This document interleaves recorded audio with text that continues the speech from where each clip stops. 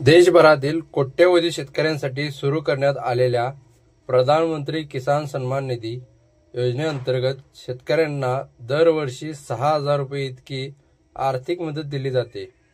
ही रक्कम वर्षातून 3 हप्त्यांमध्ये प्रत्येकी 2,000 रुपये अशी थेट शेतकऱ्यांच्या बँकेच्या खात्यात जमा केली जाते। आता शेतकरी पुढील हप्त्याची आतुरतेने वाट पाहत आहेत, जो लवकरच येऊ शकतो। यापूर्वी असे म्हणले जात होते की दिवाळीच्या सणानिमित्त सरकार शेतकऱ्यांना भेट म्हणून हा हप्ता देऊ शकतो। मात्र आता बातमी अशी आहे की सरकार नोव्हेंबरच्या पहिल्या आठवड्यात ही रक्कम ट्रान्सफर करू शकते। ज्या शेतकऱ्यांना आपली ई-केवायसी प्रक्रिया पूर्ण केली आहे आणि ज्यांचे बँक खाते आधार कार्डशी लिंक आहे, त्यांना पुढील काही दिवसात 2,000चा हप्ता मिळण्याची शक्यता आहे।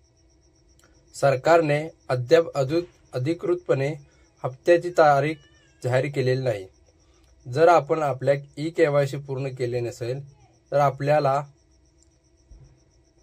खात्यात ही रक्कम जमा होणार नाही।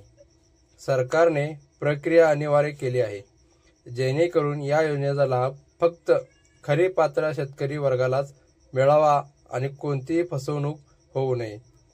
मोदी सरकारचे उद्दिष्ट आहे की 2,000ची ही रक्कम फक्त गरजू शेतकऱ्यांपर्यंत पोहोचावी। या योजनेच्या सुरुवातीपासून शेतकऱ्यांना मोठा फायदा झाला आहे। त्यांच्या शेतीच्या कामात सुलभता आली आहे। बियाणे खरेदी करणे, ट्रॅक्टर घेणे अशा अनेक गोष्टींमध्ये त्यांना मदत मिळत आहे।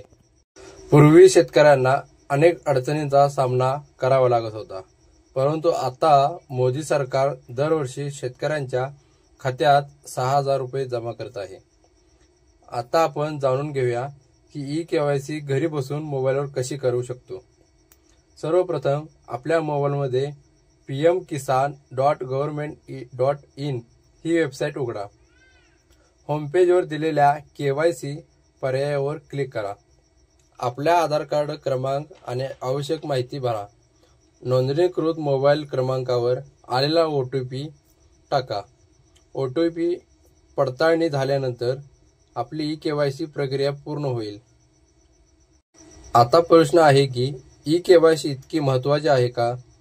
सरकारचे उद्दिष्ट आहे की PM किसान योजनेचा लाभ फक्त पात्र शेतकऱ्यांना मिळावा आणि कोणीही चुकीच्या मार्गाने फायदा घेऊ नये।